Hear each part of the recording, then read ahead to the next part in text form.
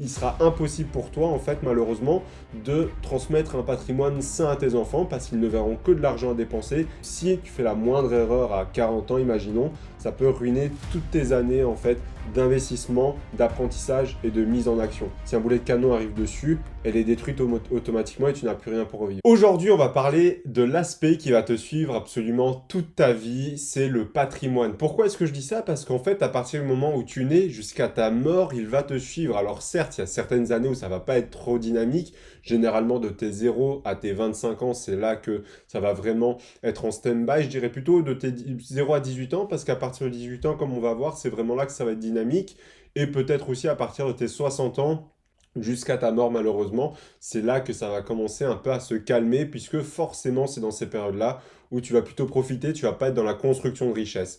Et justement, c'est tout ce qu'on va voir aujourd'hui, donc à la fois les différentes étapes bien, par lesquelles on va passer durant notre vie pour créer un patrimoine, le maintenir ou le faire fructifier. On va voir également le rôle de l'argent et comment comprendre un petit peu les règles qui l'entourent pour bien l'utiliser, le maximiser au maximum pour éviter justement de se tromper dans la démarche de la création d'un patrimoine. On va voir également par exemple comment l'utiliser à notre avantage. Je vais un petit peu regarder mes notes comme ça moi je peux te dire comment créer un patrimoine générationnel. J'aime beaucoup cet aspect-là, c'est-à-dire avoir un patrimoine qui perdure après le temps et non pas un patrimoine qui va peut-être représenter quelques centaines de milliers voire millions d'euros mais qui ne durera pas dans le temps. Ça c'est un peu dommage, autant travailler et pouvoir en faire profiter les générations futures, notamment les tiennes.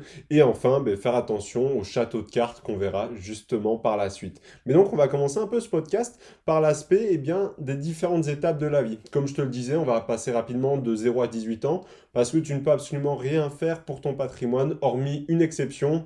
C'est soit tu as un side business, soit tu peux travailler un peu plus tôt, c'est-à-dire les personnes qui sont en CAP, notamment en bac pro ou autre, travaillent généralement un peu plus tôt que les personnes normales et parfois à 16 ans sont déjà dans le monde du travail. Donc ça, c'est quelque chose que tu peux commencer à mettre en place pour créer un patrimoine forcément et créer les fondations.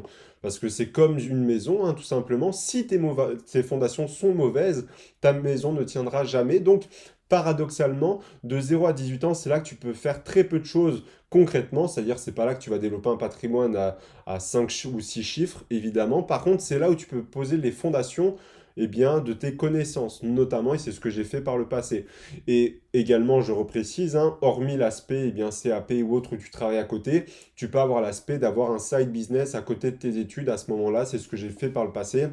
Donc, c'est-à-dire que déjà à l'âge de 16-17 ans, je gagnais un peu l'argent de poche, on va dire, entre guillemets, avec un business, et je pouvais mettre déjà de côté pour pouvoir investir en fait et faire les bases des fondations de mon futur patrimoine. Donc concrètement, la chose à faire de 0 à 18 ans, c'est te former absolument, comment ça va se faire, lire des livres, que ça soit notamment, je te le conseille, ça a été un game changer, je te mets le lien en description, c'est les secrets d'un esprit millionnaire, excuse-moi, qui est vraiment excellent. Il y a un deuxième livre que je peux te recommander qui est plutôt sous forme de roman, mais qui est aussi excellent si tu souhaites commencer la lecture, mais que c'est pas vraiment ta passion. Je connais beaucoup de personnes qui sont dans ce cas-là, c'est-à-dire qui veulent pas commencer à se mettre à la lecture de non-fiction, notamment on appelle ça, parce qu'ils ont peur que ça soit redondant, que ça ne leur plaise pas. Donc je te conseille le livre également, Il suffit d'une rencontre pour changer de vie. C'est vraiment un livre qui est plutôt tiré sous forme de roman avec une histoire, mais avec des actions que tu peux mettre en place dès maintenant. Je te mets les deux livres dans la description, c'est vraiment des game changers selon moi, si tu souhaites apprendre un petit peu à gérer ton argent et aussi poser des bonnes bases pour ton futur. Mais donc, niveau patrimoine, t'as pas grand-chose à faire dans cette période-là, mais c'est aussi peut-être la partie la plus stimulante. Pourquoi? Parce que c'est dans ces moments-là où tu vas comprendre tout ce qui est possible de faire.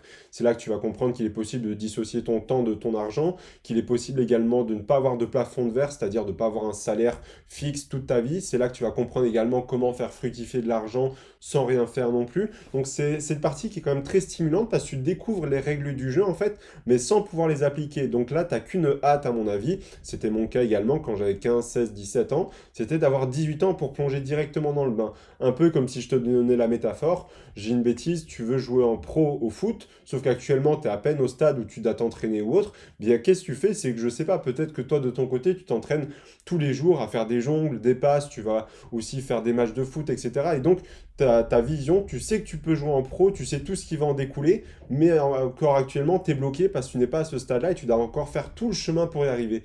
Mais là, c'est la même chose, à contrario du foot, où là, tu peux quand même exercer ta passion, tu peux quand même jouer au foot. Là, c'est encore un peu plus complexe parce que tu ne peux pas l'exercer. Tu peux à peine apprendre les règles, en fait. C'est un peu comme si là, au foot, tu pouvais apprendre uniquement les stratégies de jeu, comment jouer, mais tu pouvais pas encore pratiquer. Donc, la majorité des gens qui seront dans ce cas-là, eh bien, n'auront qu'une envie, de manière générale, c'est vraiment de pouvoir pratiquer un maximum pour pouvoir être prêt, en fait, eh bien, le jour J où il faudra faire ses preuves. Ensuite, on a un peu la période construction des fondations, comme je te le disais, non plus mentale, mais vraiment physique, c'est-à-dire commencer à investir, poser les bonnes bases pour être sûr eh bien, que ça marche, évidemment. Comment et à quel moment ça va se passer? Je dirais que c'est notamment autour des 18 aux 30-35 ans. C'est-à-dire que c'est vraiment dans cette période-là où, généralement, tu as très peu de responsabilités, pas d'enfants, pas de vie de famille, pas de crédit de manière générale, ou pas de crédit conséquent, ou en tout cas, tu peux retarder l'échéance, c'est-à-dire que tu n'es pas obligé de prendre ton appartement et un crédit à l'âge de 22 ans ou 25 ans, c'est sûr. Autour des 30-35 ans, c'est plus compliqué. Mais ça reste ces moments-là où tu crées une période de richesse et que tu crées des fondations. Donc, notamment, je dirais, tu as la période où tu vas gagner quand même très peu ta vie de manière générale, c'était tes 18 à tes 25 ans en moyenne. Encore une fois, ça va dépendre du cas par cas, mais en général, c'est ça. Je vais faire des généralités ici, évidemment, tu te rends bien compte que je suis obligé. Mais également, tu auras une période un peu plus fructueuse à partir des 25 jusqu'aux 35 ans. Donc des 18 aux 25 ans, tu continues de te former parce qu'évidemment, tu ne sais pas tout. Et d'ailleurs, c'est quelque chose que je vais préciser par la suite, hein, mais il faut que même à 60 ans, tu continues de te former, sinon tu peux te faire avoir. Donc évidemment, on continue de se former, mais on commence à investir massivement dans ce qu'on a appris lorsqu'on était en phase des 0 à tes 18 ans. Pourquoi? Parce qu'au moins, ça va vraiment te mettre le pied à l'étrier et te faire passer à l'action. L'une des pires choses, ça serait de rester planté là, à ne rien faire, alors que pendant des années, tu t'es formé par le passé. Et ça, malheureusement, ça a bloqué énormément de monde. C'est pourquoi aussi très peu de monde aujourd'hui investissent en bourse, en immobilier, en crypto-monnaie ou autre. C'est simplement parce qu'ils ne sont pas passés à l'action. Et forcément, tu ne passes pas à l'action quand tu as des responsabilités, une vie de famille. Tu passes à l'action quand perdre 2000 euros, ça t'importe peu, entre guillemets, évidemment, ça te fera, entre guillemets, chier, évidemment. Mais par contre, en aucun cas, ça va t'importuner si tu as 18-20 ans, que tu n'as aucune responsabilité. Ça va t'énerver peut-être, mais ça n'engage en rien ta sécurité, surtout si tu vis chez tes parents, etc. Donc, en fait, on dit souvent, de toute façon, de 20 à 30 ans, c'est la meilleure période pour prendre des risques. C'est notamment le cas. Évidemment, il faut prendre des risques mesurés, hein. Commence pas à détruire ton avenir en faisant n'importe quoi. Mais en tout cas, niveau financier, c'est la période où tu vas commencer à tester, à te trouver, un petit peu comme l'adolescence avec la mode, etc., hein. On a tous eu ces périodes-là où on essayait de trouver notre coupe de cheveux, nos habits, notre style vestimentaire, et au fur et à mesure qu'on l'a affiné, on l'a trouvé. Et encore, hein, ça dépend, moi ma coupe de cheveux, je cherche encore parfois. Mais en tout cas, eh bien, ça va être la même chose avec l'aspect financier. Ça arrive un peu plus tard dans la vie. Forcément, tu gagnes pas ta vie à 14-15 ans. Mais là, il faut que tu trouves déjà dans quoi t'aimes investir. Est-ce que ça va être plutôt la bourse? Est-ce que ça va être plutôt l'immobilier? Est-ce que ça va également peut-être être la crypto-monnaie? C'est à toi de voir. D'ailleurs, j'ai fait une vidéo spécialement sur le domaine des 10 erreurs, je te les mets juste ici, des 10 erreurs à éviter quand tu commences à investir. Comme ça, tu es sûr déjà de partir avec des bonnes bases. Mais il faut comprendre que du coup là, ça va être vraiment la période de test où tu vas vraiment t'amuser. C'est-à-dire tu vas tester beaucoup de choses, faire des erreurs, te relever, faire des phases d'apprentissage et petit à petit trouver eh bien, quelle est la bonne pierre à mettre pour construire ta maison, quel est le bon ciment, quelle est la bonne manière de faire, etc. Donc ça, c'est vraiment de 18 à 25 ans et de 25 à 35 ans, on pérennise nos stratégies, c'est-à-dire qu'on a trouvé quelque chose qui nous plaît, ça peut être une chose ou plusieurs, la bourse, le business en ligne, etc. et on la développe un maximum. C'est vrai que je n'ai pas précisé, mais de 18 à 25 ans, c'est également la meilleure période pour commencer un side business, c'est-à-dire construire en fait une richesse personnelle, un petit empire. Ça va vraiment dépendre de la vision de chacun. Quelqu'un voudra juste avoir un side business pour gagner entre 400 et 1000 euros par mois supplémentaires, où ça va lui demander peut-être que 2 heures par jour. Une autre personne veut créer un side business, mais le diriger en business ou même en multinational peut-être par la suite. Donc ça va vraiment dépendre des personnes. Mais je te conseille un peu d'allier les deux quand tu es jeune, pour pouvoir justement avoir cette chance-là d'avoir plusieurs opportunités par la suite. Est-ce que tu vas diriger vers un revenu actif, passif, peu importe. Donc ça peut très bien être un business qui demande très peu d'investissement, comme une chaîne YouTube, comme un service de freelancing, comme un e-commerce, tout comme un business qui peut demander plus d'investissement, mais là évidemment, ça en découle qu'il faut plus de moyens. Mais je te conseille vraiment de t'axer sur développer tes sources de revenus passifs, immobilier, bourse, crypto-monnaie, et développer tes sources de revenus actifs, que ça soit dans ton travail, c'est-à-dire avoir un bon poste, essayer d'avoir des augmentations, des évolutions, ou alors dans le cadre même d'un side business, ou pourquoi pas même les deux, ton travail et en même temps un side business. Généralement, tu auras du mal à te concentrer sur les deux. Donc, si toi, tu as un travail où tu as vraiment des grosses perspectives d'avenir, pas forcément le plafond de verre, tu es commercial ou autre, peut-être concentre-toi là-dessus. Sinon, si tu es un salarié un peu plus lambda comme 95% des gens, qui a un peu de temps à côté, qui fait un 35 heures et qui a un peu moins de perspectives d'évolution, ou que tu sens que tu atteins un plafond de verre, eh bien, je te conseille vivement alors de développer un side business auquel tu pourras même peut-être développer un business par la suite en entier où tu pourrais y travailler à temps plein. Donc ça va dépendre des personnes et du caractère évidemment, mais au moins tu auras développé une source de revenus actif et passif de manière très jeune, alors que la majorité des gens dans ton âge, ou dans cet âge en tout cas, sont en train de faire la fête les jeudis soirs, les vendredis soirs et les samedis soirs, et qui ne pensent pas du tout à leur avenir. Donc là, tu auras déjà fait un pas immense et tu auras devancé certaines personnes de 10 ans, voire même certaines personnes ne le feront jamais dans toute une vie. Donc ça, déjà, c'est un premier point. Deuxième point, donc comme je te l'ai dit, de 25 à 35 ans, tu as les responsabilités qui commencent à arriver, tu te mets généralement en couple, tu commences peut-être à avoir des enfants, et même peut-être tout simplement à prendre un crédit pour acheter une maison. Donc c'est là que tu dois en fait pérenniser ta stratégie et voir à long terme. C'est-à-dire que là, tu as fait tes tests, tu as fait tes erreurs, tu as vu quel ciment marchait, quel ciment ne marchait pas, quelle brique allait le mieux rendre avec la façade, etc. Donc là, c'est le moment où te dire, c'est bon, j'ai tout testé, j'ai vu ce qui marchait. Maintenant, il faut absolument que je garde le cap et qu'on continue comme ça à long terme. Donc côté revenu actif, c'est soit tu as trouvé le bon travail, tu as commencé à avoir les augmentations, tu as vu ce qui te plaisait et tu commences à bien gagner ta vie. Côté actif, sinon side business, c'est tu as réussi à pérenniser une activité, tu as soit un petit complément de revenu qui touche tous les mois de 500 à 1000 euros que tu peux investir dans tes revenus passifs, soit carrément, tu as développé un business à part entière, sans plafond de verre, que tu vas pouvoir continuer d'évoluer sur le long terme. Et côté revenu passif, là, tu as peut-être trouvé ce qui te plaisait. Peut-être que tu as commencé tes premiers investissements immobiliers, tu as trouvé ça kiffant. Peut-être que tu as fait la bourse également avec ça, qui te demande 15 minutes par mois. Tu places un peu tes revenus immobiliers là-dedans, et tu te rends compte que maintenant, tu atteins peut-être 100 euros par mois de revenus passifs. Peut-être, voilà, toutes ces choses-là, de la crypto-monnaie, de l'or, peu importe, c'est à toi de voir ce qui va te plaire. Et donc, concrètement, cette partie-là, c'est pour mettre en place, eh bien, le reste de l'ouvrage, c'est-à-dire les murs porteurs évidemment, le toit, etc.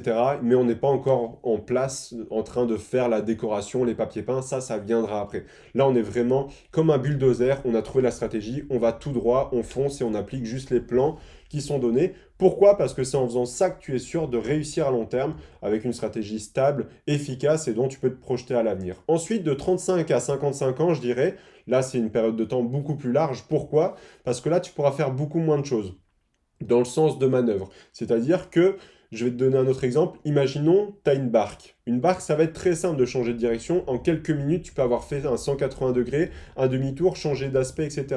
Toi, c'est un petit peu ton cas. C'est-à-dire que tu commences le début de ta vie avec une barque. Et encore, tu commences le début de ta vie avec un plan et des planches de bois. C'est de tes 0 à 18 ans. Le plan, tu vas apprendre comment monter une barque, etc.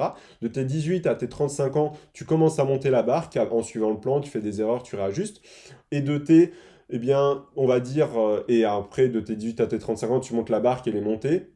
Tu es en train de ramer, eh bien, tu peux changer de direction très facilement. Par contre, de tes 35 ans à tes 55 ans, dis-toi bien que tu conduis un paquebot à ce moment-là. C'est-à-dire que le moins de changement de direction, déjà, va être très long à faire.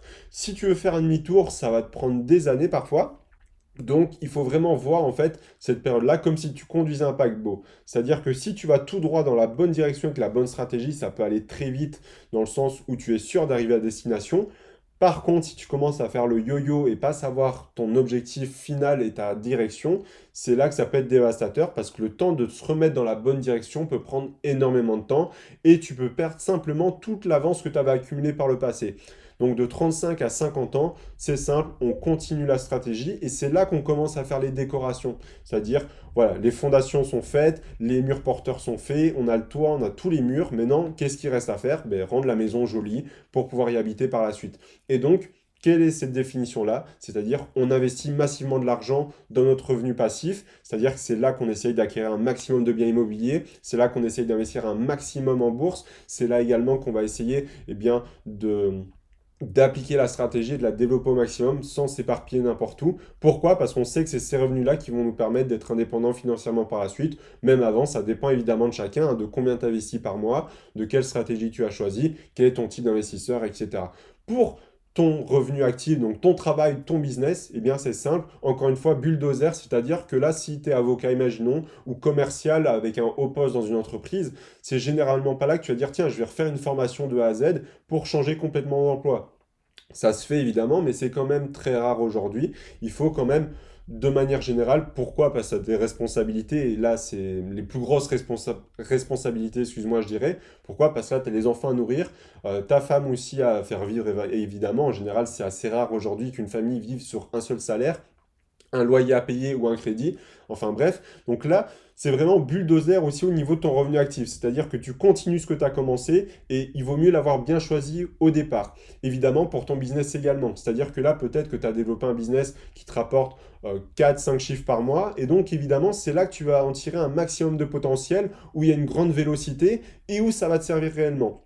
Donc, à l'image aussi du revenu actif, c'est avec ça que tu vas pouvoir investir un maximum dans ton revenu passif et le développer le plus rapidement possible pour atteindre évidemment ta liberté financière, ton autonomie financière, tu appelles ça comme tu veux. Parce qu'évidemment, si tu investis 500 euros par mois ou 2000 euros par mois, ça ne va pas du tout donner le même résultat à la fin, notamment avec les intérêts composés. Donc, c'est pour ça qu'il faut vraiment que tu comprennes ces différentes étapes. Et évidemment, au-dessus de 55 ans, tu as placé les meubles, tu as fait la déco, tu peux enfin y habiter. Donc, la métaphore ici, c'est que tu peux profiter de ton travail passé, de tes revenus passifs, etc. Ça ne veut pas dire que tu profites pas avant, évidemment, tu peux même profiter bien avant si tu as bien réussi.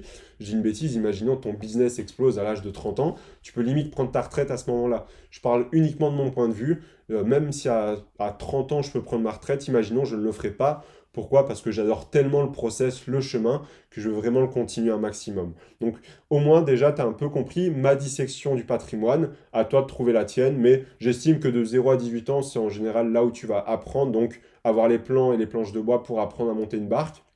De tes 18 à tes 25 ans, c'est là que tu essayes vraiment de monter la barque un petit peu avec différentes manières où tu vas trouver la bonne façon de faire. De tes 25 à tes 35 ans, tu diriges la barque que tu as montée. Donc c'est-à-dire que tu vas voir où il faut aller, dans quelle direction, essayer d'utiliser la boussole, mais tu peux changer de direction très vite.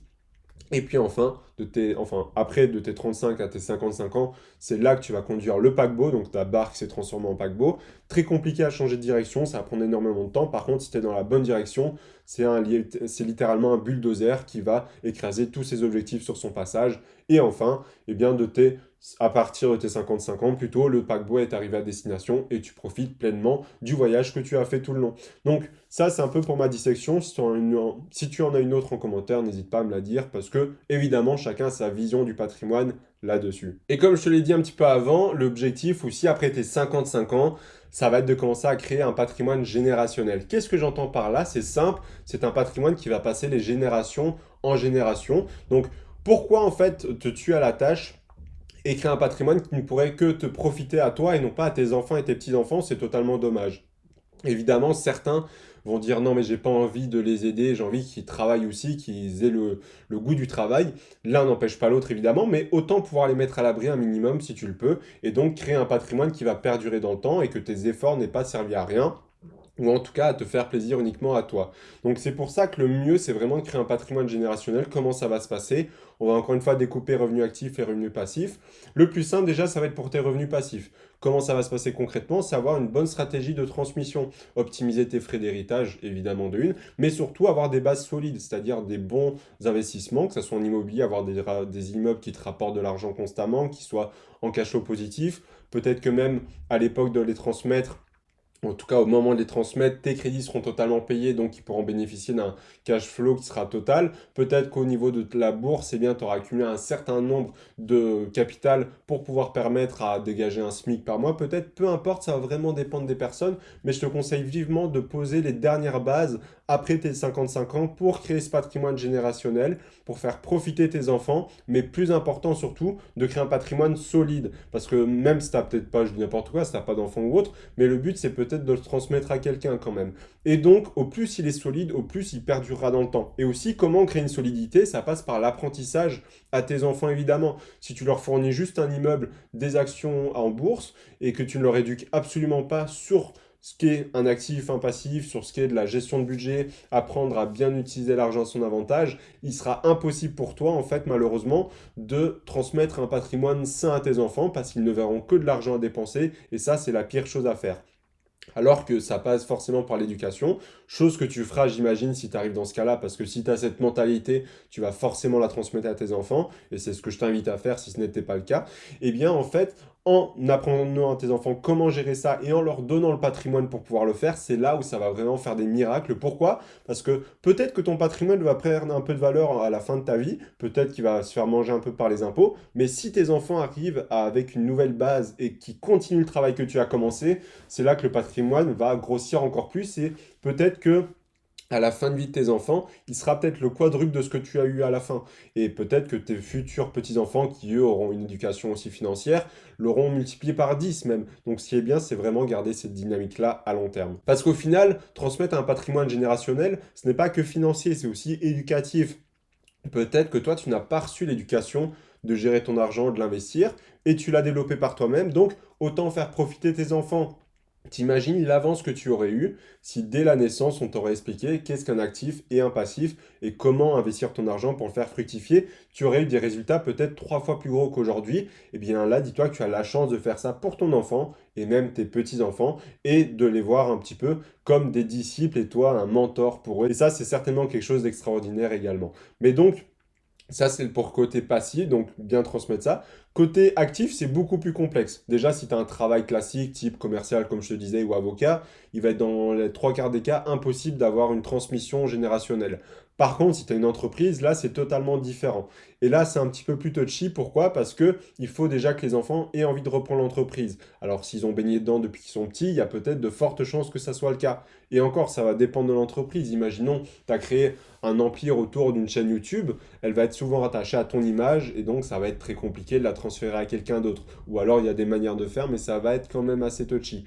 Par contre, si c'est une entreprise plus classique, imaginons de transport, d'import-export, des choses comme ça, forcément, si tes enfants ont envie de la reprendre, ils vont pouvoir la développer aussi. Mais pourquoi c'est plus touchy? Parce que gérer l'immobilier de la bourse, c'est assez simple, c'est surtout un business secondaire, et surtout, tu sais que c'est de l'argent actif, enfin passif, et donc tu as généralement envie de le sauvegarder. Par contre, en faire ton métier de l'entreprise de tes parents, ça peut être différent. Tu as peut-être été dans le cas où tes parents avaient une entreprise et toi, tu n'avais pas envie de la reprendre. Eh bien, ça peut être la même chose avec tes enfants. Donc, comment faire à ce moment-là?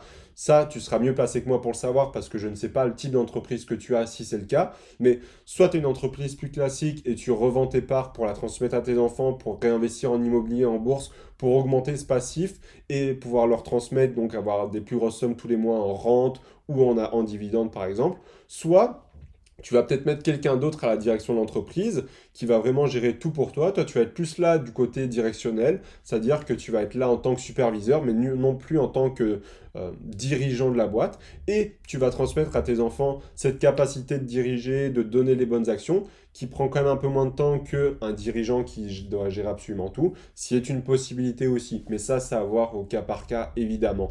Mais le plus important, c'est de faire attention au château de cartes, comme je te le disais en début de vidéo, et de ne pas détruire tout ton patrimoine à partir de 35 ans, de 55 ans, peu importe. Pourquoi? Parce qu'en fait, finalement, un patrimoine, c'est souvent un château de cartes. Pourquoi je fais ce signe-là? Parce qu'au final, tu as souvent une base et tu as souvent des actifs tout en haut. C'est-à-dire que ta base, c'est quoi? C'est ton revenu mensuel, c'est également tout ce qui va être eh bien, tes actifs, etc., etc. Et on va monter dans la pyramide comme ça. Et le gros problème, c'est que de manière générale, si tu gères mal ton patrimoine, tu peux le voir s'écrouler en un claquement de doigts. C'est-à-dire que si tu as mal réparti ton patrimoine, il peut s'écrouler. Si tu as mal commencé tes fondations, il va pouvoir s'écrouler. L'image du bateau, encore une fois. Si tu as mal mis des vis ou alors que d'un coup tu te rends compte que ton paquebot, eh bien, il y a une fuite dedans parce qu'il est mal fait, tu vas couler comme le Titanic. Donc là, c'est exactement la même chose qu'il faut voir avec son aspect financier. C'est qu'une moindre erreur peut te coûter beaucoup d'argent, ou alors une bonne stratégie peut t'amener beaucoup plus loin que la normale. Et comment on va faire ça pour bien gérer son château de cartes? C'est notamment au niveau de la diversification, comme j'appelle ça, à différents étages. Comme tu es censé le savoir, hein, un patrimoine est décomposé d'actifs. Ces actifs-là sont décomposés de sous-actifs. Et ensuite, dans ces sous-actifs-là, tu vas peut-être retrouver des classes financières. Je vais un peu te décrire ça à la manière de, dans ton patrimoine, tu as de l'immobilier, de la crypto-monnaie et de la bourse. Ce sont tes gros actifs. Imaginons, on prend maintenant la bourse, on fait un focus dessus. Tes sous-actifs, c'est peut-être l'assurance vie, PEA et compte titres. Et enfin, les actifs financiers, eh bien, on va prendre le PEA, c'est peut-être d'avoir investi dans Total, un ETF Monde et un ETF SP500 par exemple. Eh bien, il faut qu'absolument toutes ces classes-là soient bien corrélées parce qu'imaginons, tu as un problème sur Total, l'ETF Monde et le SP500, ça va impacter ton PEA va impacter ta bourse et ta bourse va impacter ton patrimoine global. Et donc, il faut faire extrêmement attention à ça pour éviter justement cet effet château de cartes qui t'empêcherait d'avoir un bon patrimoine tout le long de ta vie, qui va également ruiner tous tes efforts par le passé, parce que ça, c'est traître aussi. Beaucoup de monde prend son patrimoine pour acquis quand il ne l'est pas du tout. C'est-à-dire que si tu fais la moindre erreur à 40 ans, imaginons, ça peut ruiner toutes tes années, en fait, d'investissement, d'apprentissage et de mise en action. Donc, il faut faire extrêmement attention à ça également. Tout comme le fait de partir directement dans la bonne direction va te faire gagner un temps monstrueux par rapport à d'autres personnes qui feraient des erreurs. Et malheureusement, on le voit très souvent, c'est-à-dire que comme je te l'ai donné, ici, un patrimoine peut être composé en plusieurs actifs, mais certains doivent avoir que la bourse de leur côté dans une seule action. Certains vont avoir de l'immobilier dans un seul immeuble, dans une seule ville. Je ne dis pas que c'est mal, mais je dis que c'est très risqué à ce moment-là. C'est-à-dire que, imaginons ton immeuble, eh bien, il y a un problème dans cette ville, tout le quartier chute, ou alors il y a plus du tout de locataires, ton patrimoine passif tombe à zéro. Pareil avec ton patrimoine actif, c'est-à-dire ton business, imaginons, si tu ne diversifies pas tes activités ou qu'à minima, tu n'utilises pas ce business-là pour en développer quelques-uns à côté, eh bien malheureusement, si ce business-là a un problème, tout ton revenu actif s'effondre également. La théorie de la table à 4 pieds n'a jamais aussi bien porté son nom, parce que au plus tu as de pieds à cette table, au moins elle a de risque de s'effondrer. Tu doutes bien si aujourd'hui je te dis que j'ai de l'immobilier, de la bourse, de la crypto-monnaie, un business qui considère, enfin une holding on va dire avec 3 business à l'intérieur, une SCI notamment, imaginons, une chaîne YouTube et un SaaS, donc un logiciel, imaginons, sous forme d'abonnement. Là, tu vas dire, bah, si l'immobilier tombe, certes, ça va m'endommager, mais ça ne va pas me mettre à terre. Par contre, si je te dis, bon, aujourd'hui, j'ai juste mon emploi, donc imaginons, je dis n'importe quoi, je suis commercial dans une boîte, mais je suis rémunéré à un salaire fixe, et en actif, j'ai juste investi en bourse, mais que dans le compte titre, dans une seule action, parce que j'ai pas envie de me compliquer la vie. Là, tu vas me dire, fais attention, parce que ça peut être très dangereux. Si l'action en question a moins de problèmes ou fait faillite, tu n'as plus rien en passif. Et si dans ton revenu actif, tu as un problème au niveau du travail qui te vire, tu n'as plus de source de revenus. Donc c'est très risqué. Et tu te doutes bien, là, encore une fois, c'est l'image du château de cartes encore plus amplifiée, avec uniquement quelques étages à celui-ci. Il va s'effondrer très rapidement et tu peux voir du jour au lendemain, en fait, ce patrimoine-là s'effondrer. Une personne qui a beaucoup d'actifs, de sous-actifs, etc., va avoir du temps et ça va mettre beaucoup de temps, en fait, pour pouvoir le faire s'effondrer. C'est-à-dire, c'est comme un château. Si tu as un château qui fait des dizaines d'étages, qui fait des centaines de mètres carrés, évidemment, s'il y a un boulet de canon qui arrive sur une façade, certes, il y aura une partie du château abîmée, mais il y aura tout le reste encore qui sera possible. Toi, si aujourd'hui, tu as plutôt un seul actif avec une action intérieure et un travail avec un salaire fixe, c'est comme une cabane en bois. Si un boulet de canon arrive dessus, elle est détruite automatiquement et tu n'as plus rien pour revivre. Mais là, c'est la même chose. Je te dis pas de te diversifier dans tout directement, concentre-toi sur un actif, mais réfléchis-y, parce que ça se joue à long terme, évidemment, c'est sur des dizaines et des dizaines d'années que ça se construit un patrimoine. Donc, dès que tu as maîtrisé un actif, essaye d'en développer petit à petit un autre, évidemment. Il ne faut pas partir dans tous les sens dès le début, mais il faut penser à la diversification avec le temps.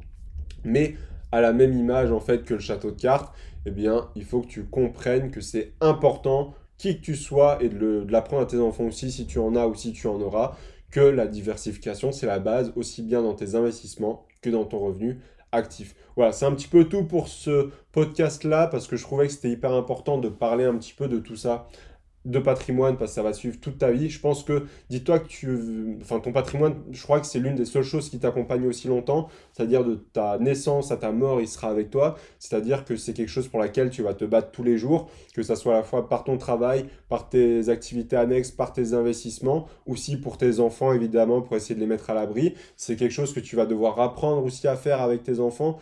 Peu importe, c'est quelque chose qui est omniprésent dans ta vie. 7 jours sur 7, tu penses à ça. Donc, il faut absolument l'optimiser pour être sûr de ne pas faire de bêtises. Et surtout, aujourd'hui, je voulais mettre l'accent sur les différentes phases de la vie parce que beaucoup de monde, en fait, se trompent. C'est-à-dire que beaucoup de monde voit de 0 à 30 ans pour s'amuser, de dépenser beaucoup d'argent, de 30 ans à 45 ans juste pour trouver un bon travail et être bien payé, et puis de 45 ans à 65 de mettre de côté pour la retraite. Sauf que si tu fais ce schéma classique-là que tout le monde prend, tu vas avoir le même résultat, c'est-à-dire aller faire des greffes pour les retraites parce que tu te rends compte que c'est pas la bonne chose à faire et que tu n'auras aucune retraite parce que tu n'as rien prévu avant. Donc je te conseille vivement de faire ça. Prends-toi en main, essaye de suivre à minima les ordres de grandeur que je t'ai donnés, c'est-à-dire entre les tranches d'âge, les choses à mettre en place. Évidemment, c'est du cas par cas aussi. Si tu as 20 ans aujourd'hui, que tu as un business qui te génère 10, 15, 20 000 euros par mois, forcément, tu n'auras pas les mêmes objectifs, les mêmes plans d'action. Tu seras peut-être plus dans la phase accumulation et déjà créer un gros patrimoine, alors qu'une autre qui serait peut-être étudiant en prépa, lui, il serait plus dans la phase mise en place et apprentissage. Donc ça va vraiment dépendre de chacun, mais de manière générale, c'est comme ça qu'on voit les choses, dans des ordres de grandeur et qu'on généralise. De 0 à 18 ans, c'est apprentissage, 18, 35 ans, c'est mise en place des fondations, et enfin 35, 55 ans, accumulation et développer son patrimoine et après profiter. Donc j'espère que ce podcast t'aura plu. Si tu veux voir le dernier podcast, je te le mets juste ici. On se retrouve dedans. À tout de suite, c'était Maxime.